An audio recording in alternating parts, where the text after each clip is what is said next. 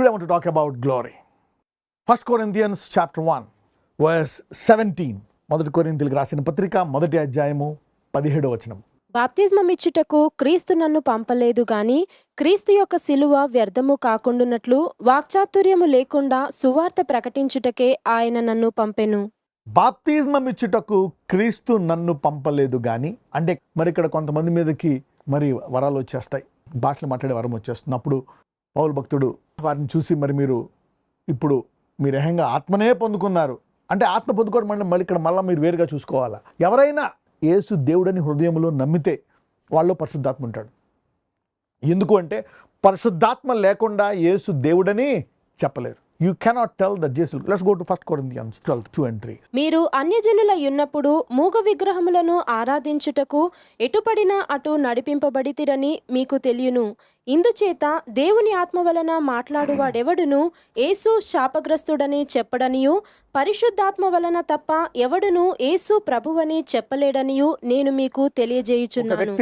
అతనికి దేవుని గురించి పూర్తిగా తెలియకపోయినా ఎవరైనా యేసు ప్రభువు అని గనక చెప్తే వాళ్ళు పరిశుద్ధాత్మ వలన మాత్రమే చెప్తారంట.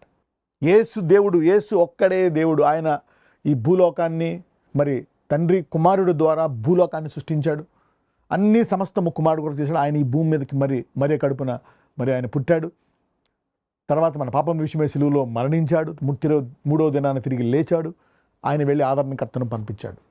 ఓకే, ఇప్పుడు ఎవరైనా యేసు దేవుడు ఇలాగా ఆయన ఒక్కడే దేవుడు అని నమ్ముతున్నట్లయితే వాళ్ళు పరిశుద్ధాత్మ ఉంటుందంట. వాళ్ళు వరము, భాషల వరము. చాలామంది భాషల వరాన్ని పరిశుద్ధాత్మ అంటారు. ఇవన్నీ కూడా క్రీస్తు యొక్క శరీరం. ఓకే, నీకు ఈకి ఇవ్వకుండా వాళ్ళకి ఇచ్చినా, వాళ్ళకి ఇవ్వకుండా నీకు ఇచ్చినా, they are giving to the body of Christ. వారు క్రీస్తు యొక్క శరీరానికి ఇస్తున్నారు. So let's agree, let's approve that and let's bless everybody.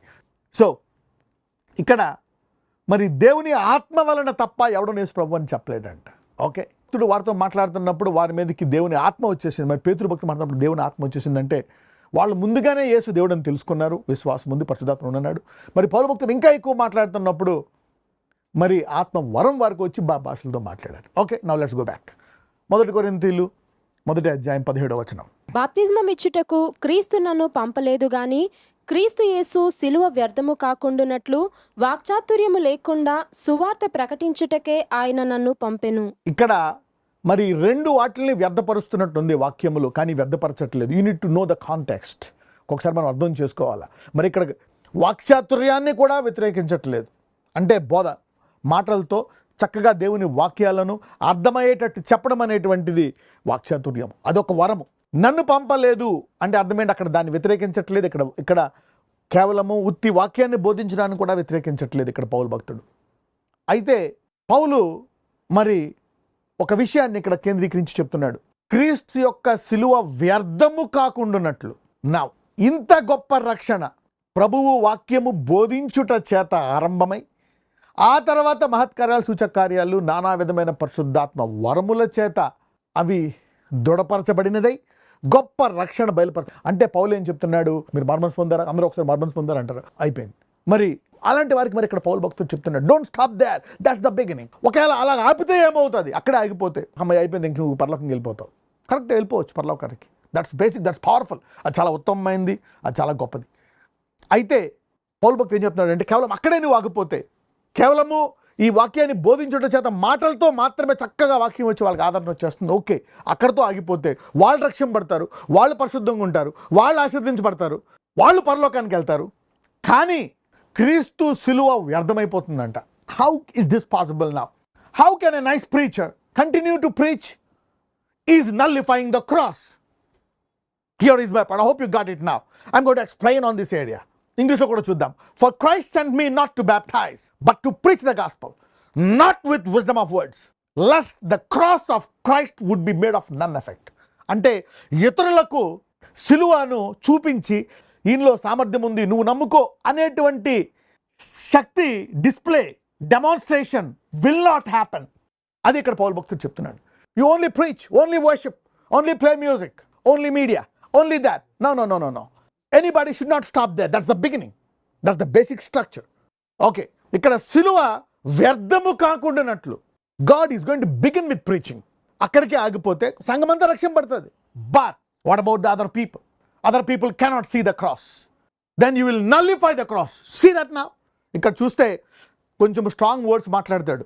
Should be made of none effect. That's serious. None effect. So పౌలు కొన్ని వరాలు సంఘ క్షమాభివృద్ధి is not just for its wellness. There is a dual role for the church. ఒకటి తను కాపాడుకోవాలా, సంఘాన్ని పరలోకంకి వెళ్ళాలా. తర్వాత లోకానికి వెలుగయ్యింది. You see that now? The church is the light of the world. The disciples is telling you are the light of the world. So we are here for a display. Every believer and every church is for a display. You are a showpiece to the world. This is the secondary area, the most important area, the second level, which is highly important. This has been ignored. Ikkada chaala mandi agipoyaru. This is where people stop. You are the light of the world.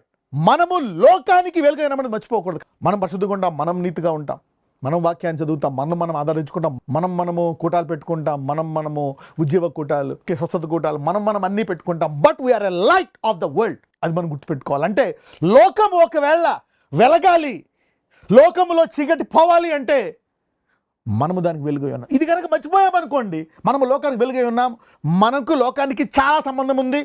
లోకము యొక్క రక్షణ, సమస్త లోకము సంఘం మీద ఆధారపడదు. చదువు ఉంది, ఉద్యోగం ఉంది, హాస్పిటల్స్ ఉన్నాయి, అన్నీ ఉన్నాయి, కానీ దేవుడు అన్నిటిని ముట్టుకోలే.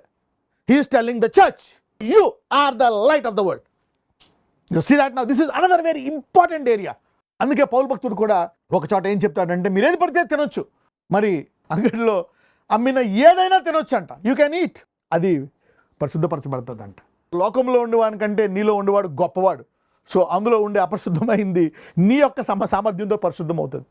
నీలో ఉన్నవాడు గొప్పవాడు. So nothing can defile you and take. అయితే మనకి స్వతంత్రం ఉంది, ఏదైనా చేయొచ్చు, కానీ అన్నీ చేయదగినవి కావు. ఒక వ్యక్తి ఒకవేళ మనసాక్షి బలహీనంగా ఉంటే అతని విషయమై మాంసం కూడా మానేయాలి. వాళ్ళు తింటున్నారా, వాళ్ళతో పాటు తినాలి. ఎలాగైనా క్రీస్తుని వారికి బోధించాలంట. చూసారా? లైట్ ఆఫ్ ద వరల్డ్ అంటే వారి కోసం. మరి పౌలు అనేక రూల్స్ పెడతాడు. ముసుగు వేసుకోవాలా, కొంచెం డీసెంట్గా ఉండాలని. అదే మరి పౌలు ఇదేంటిది ఇలా ఉంది, మేము సంఘానికి రావంటే వద్దు, అయ్యే మర్చిపోండి, కమ్ టు చర్చ్. ముందు యేసుని తెలుసుకోండి. తర్వాత ఎదిగిన తర్వాత మీరే నెమ్మదిగా ఓకే నేను దేవుని స్వరూపంలో ఉండాలా. So I need to be a bit decent. So he's a light to the world. He's for the demonstration. He's on display. You see that now? ఇతరులకు కూడా మనం వెలుగై ఉన్నాము అనేది గనక లేకపోతే సిలువ వ్యర్థమవుతుందంట. Let's see that of none effect అంట for the world. You see that now?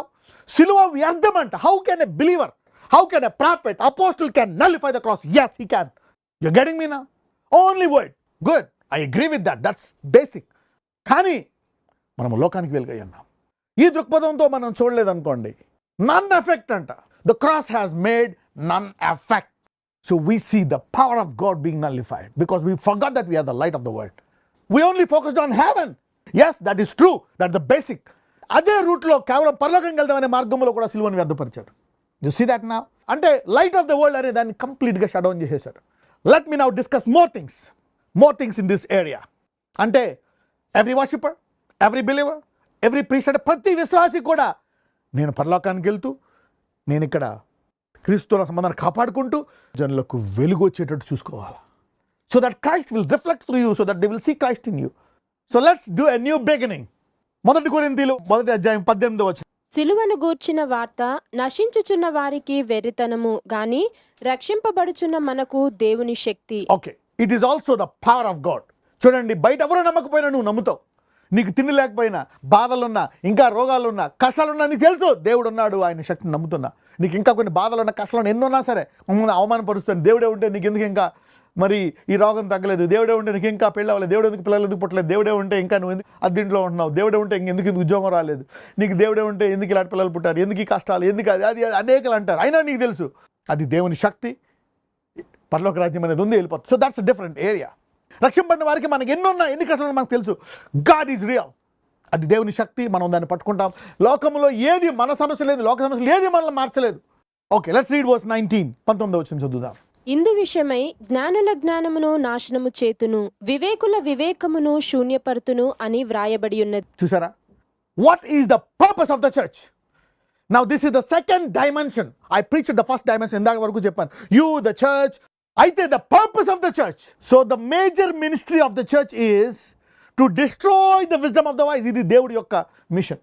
చూడండి, ఫరో టైంలో మరి ఆ తెగుళ్ళు పోవాలన్నా అక్కడ ఉండే మంత్రగాళ్ళు ఫరో దగ్గర ఏ డిపార్ట్మెంటు పనిచేయలేదు, కేవలం ప్రార్థన మాత్రమే పనిచేసింది.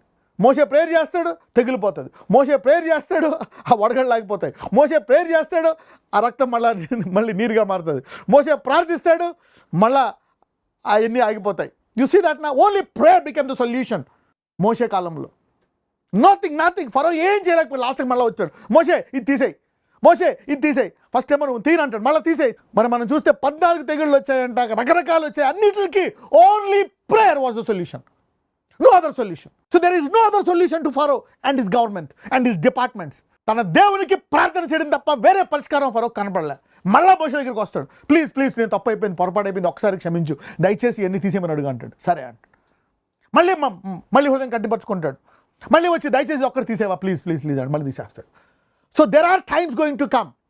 అలా చేసిన తర్వాత అంటే ప్రార్థన ఒక్కటే పని చేస్తుంది, దేవుడు తప్ప ఏ డిపార్ట్మెంటు పని చేయదని తెలిసిన తర్వాత తన ఇజ్రాయేలుని తీసుకెళ్ళాడు. Church I'm telling. మరి ఫరో టైంలో చూసుకుంటే కనుక ఫరోకి 0 మార్క్స్ పడ్డాయి. వాళ్ళు ఏం చేయలేకపోయారు. స్టార్టింగ్లో వాళ్ళు కూడా కొన్ని చేశారు, వాళ్ళు కూడా కొన్ని అద్భుతాలు చేశారు, కొన్ని కార్యాలు చేశారు. బట్ ఒక స్టేజ్ వచ్చేటప్పటికి అద్భుతాలు చేసేవాళ్ళు కూడా చేతులు పైకెత్తేస్తారు. They will also lift their hands up. వాళ్ళు కూడా చేతులు పైకెత్తేసి ఇక మా వల్ల కాదు, ఇది దేవుని హస్తము కాబట్టి దేవుడే దీన్ని మళ్ళీ వెనక్కి తీయాలా. Only God can take it away. This is serious business. So this is going to happen. Will go to heaven, వెళ్తావు పరలోకానికి, but will make it of none effect. I'm giving some wisdom to people. సిలువను వ్యర్థపరిచేస్తున్నారు. Come on let's read. మొదటి అధ్యాయం 27లో ఉంది, ఏ శరీరయు దేవుని ఎదుట అతిశయింపకూడదు.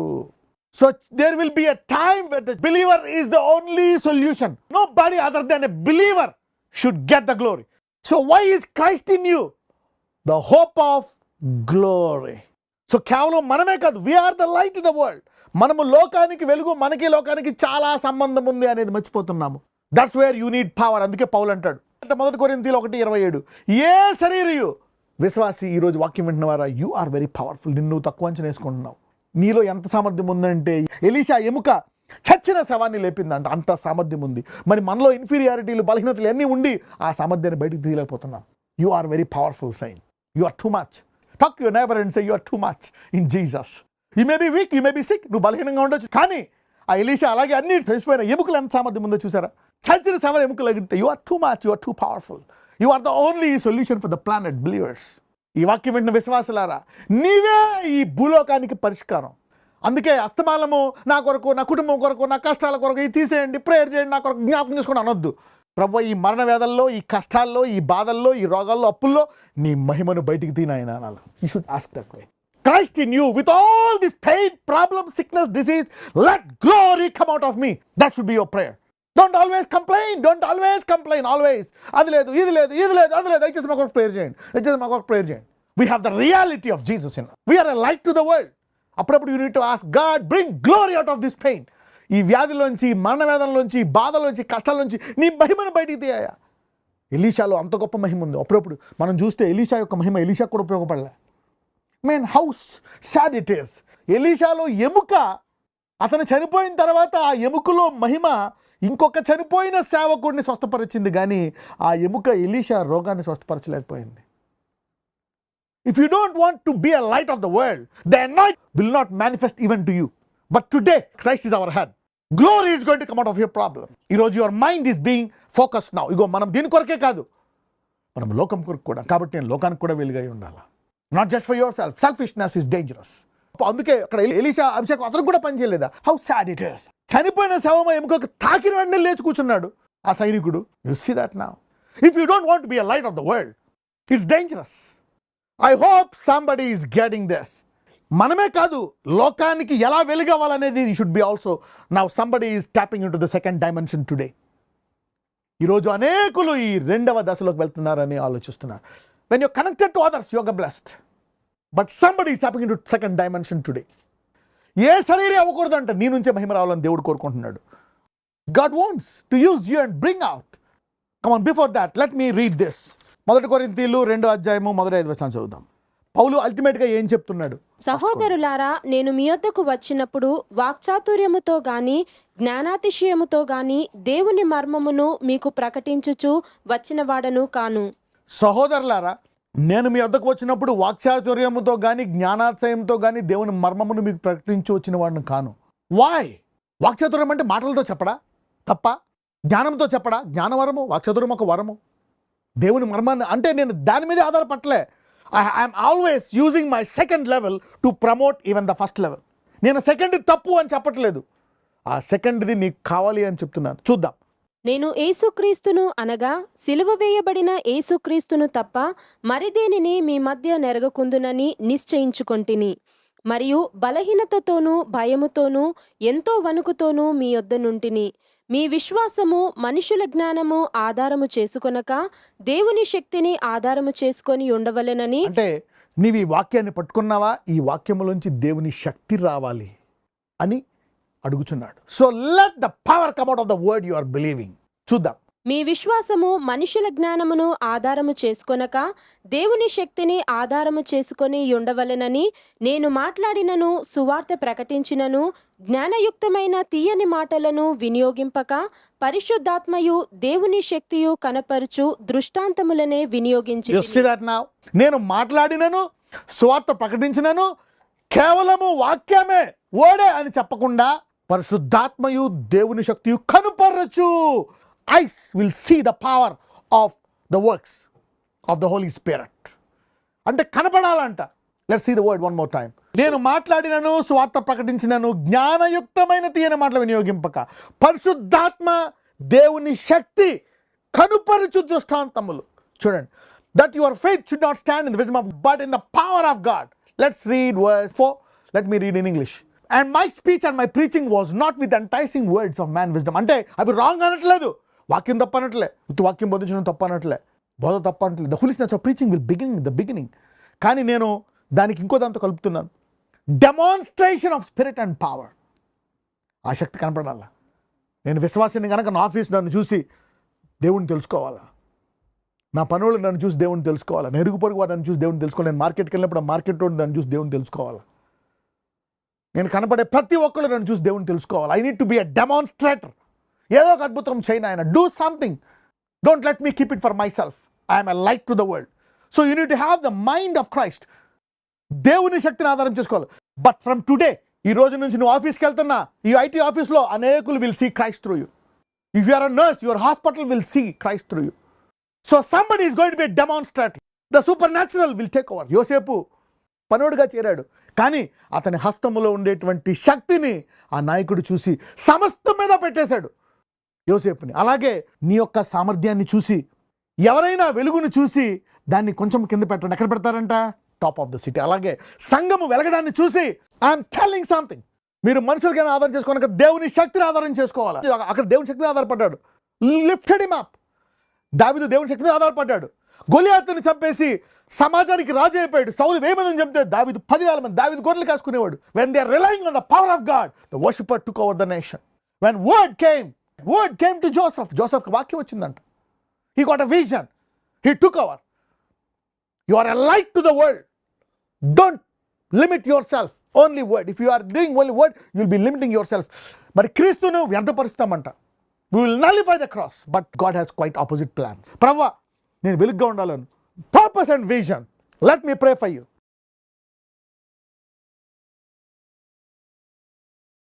నజరేయుడైన యేసయ్యా, today we repent, oh Lord. అయ్యా, మేము పశ్చాత్తాపడుతున్నాం. We repent for focusing on ourselves. Only make me holy. నన్నే పరిశుద్ధంగా పరచు. నేనే బలహీనతలు అధిగమించాలా, నేనే బాగుండాలా. Lord, forgive us today. You want it. మాకు సమృద్ధి గల జీవం ఇస్తావు, కానీ మేము లోకానికి కూడా వెలుగై ఉన్నాం. We need to also take care of the other area, Lord. ఈరోజు ఎవరైతే వాక్యం విన్నారో వారందరిలోంచి నీ సామర్థ్యాన్ని బయటికి తీయండి. Let the power come out of them. Glory come out of them. Bless them. They are the light of the world. ఈరోజు every believer is the light of the world, Lord. ఈ రోజు నుంచి వాళ్ళు వెలుగు. అయా, వారిలోంచి మహిమ వచ్చినట్లు వారిని ఆశీర్వదించండి. వారి లోకానికి వెలుగై ఉన్నారు. ఈరోజు కాలం వారి కొనకే కాక the demonstration of the spirit and power. వారిలోంచి నీ వెలుగును, నీ సామర్థ్యాన్ని అనేకులకు వెళ్ళే కృప దయచేసి నడిపించమని, అన్ని రంగాల్లో ఆశీర్వదించమని నజరేయుడైన యేసు మనం ప్రార్థిస్తున్నాము తండ్రి. ఆమేన్.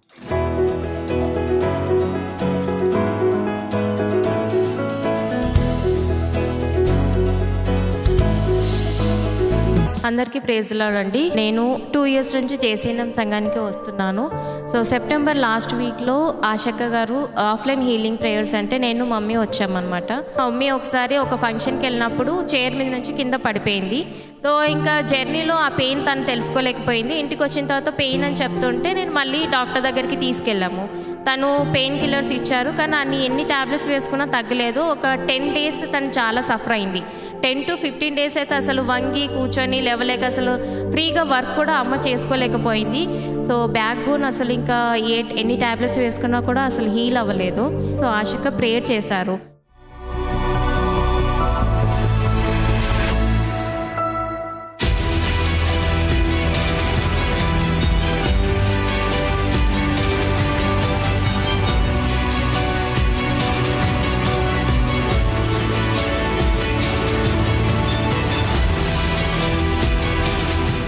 అప్పటి నుంచి అమ్మకి అసలు ఇంతవరకు మళ్ళీ పెయిన్ రాలేదు. మమ్మీకి ఆన్ ది స్పాట్ హీల్ అయిపోయింది. సో అక్కడే అమ్మ టెస్టిమోనీ ఇచ్చేశారు.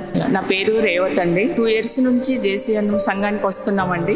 నాకు ఒక 10 days నుంచి చైర్ మీదకి వెళ్ళి తట్టుకొని పడ్డాను. అసలు వంగ రాలేదు, లేవ రాలేదండి. చాలా ఇబ్బంది అనిపించింది. మందులు వేసుకున్నాను, మందులకు కూడా తగ్గలేదు. ఈరోజు ప్రేయర్ చేస్తారని తెలిసింది. మా కూతుర్ని పట్టుకొని నేను వచ్చానండి. మేడం గారు ప్రేయర్ చేశారు. ప్రేయర్ చేయంగానే చాలా నొప్పి తగ్గిపోయిందండి. నేను వంగగలుగుతున్నా, లేవగలుగుతున్నానండి. చాలా సంతోషమైంది. దేవుడు ఎంత మహిమగల దేవుడో. మేడం గారు ప్రేయర్ చేయంగానే ఇలా వంగడం లేవడం నాకు ఈజీ అయిపోయింది. నొప్పి నుంచి పూర్తి స్వస్థత కలిగిందండి. నాకు దేవునికే వందనాలు. మేడంకు thank you madam, thank you. అసలు యాక్చువల్గా నాకు బ్యాక్ పెయిన్ నేను 6 months నుంచి సఫర్ అయ్యాను.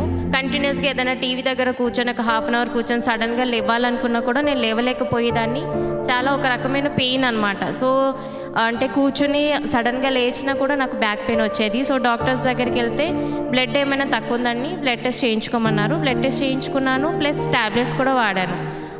ఆగస్టులో మళ్ళీ ఒకసారి చెక్ చేయించుకున్నాను, అయినా కూడా నాకు ఏ ఇంప్రూవ్మెంట్ లేదు. సో ఇంకా ఆ రోజు అమ్మకే కాదు నాకు కూడా ఆశక్క ప్రేయర్ చేశారు. సో నేను 5 times పడిపోయాను. సో అక్క అప్పుడే చెక్ చేసుకోమన్నారు. అంటే కొంచెం అలా బెండ్ అయ్యి కొంచెం చెక్ చేసుకోమన్నారు. చెక్ చేసుకున్నాను, కాకపోతే వెనక్కి బెండ్ అయినప్పుడు ఇంకా కొంచెం స్లైట్గా పెయిన్ ఉండేది.